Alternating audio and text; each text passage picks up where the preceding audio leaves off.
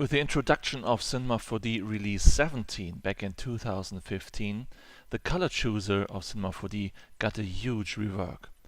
There was the introduction of different color modes, different color models in combination with each other, the possibility to create color harmonies as well.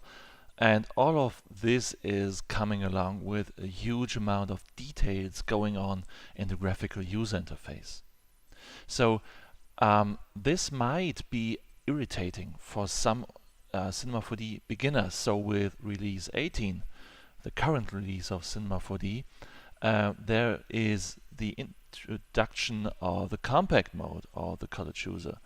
So with this button here, with the compact button, you just reduce the color chooser to a much more compact mode, and there's only a color spectrum left over and the most important color mixture parameters.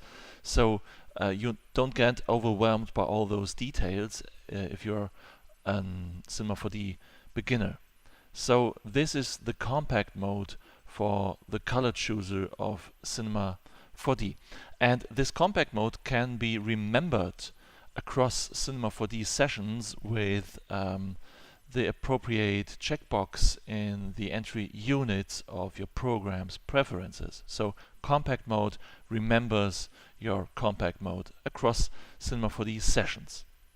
And interestingly, there's another option here. It's remember last layout. And with this, let's say a similar option, you can remember your layout of color chooser.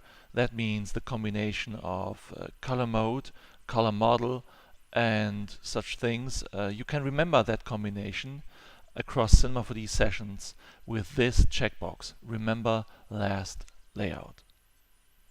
Another improvement of the color chooser or the ability to create colors in Cinema 4D R18 belongs to the color swatches mode.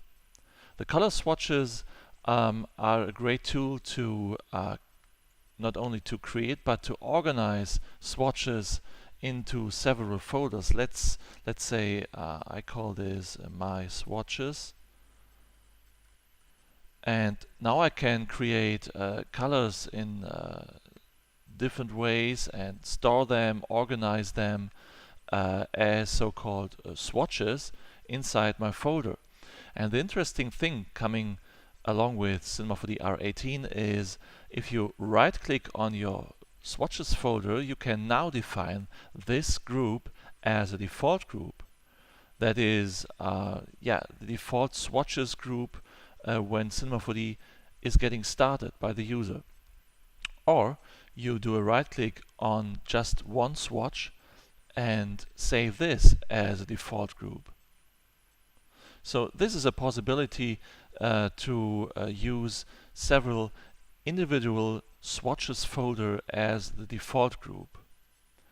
And the interesting thing about that is you can remember those default swatches with the checkbox remember global swatches across Cinema 4D sessions.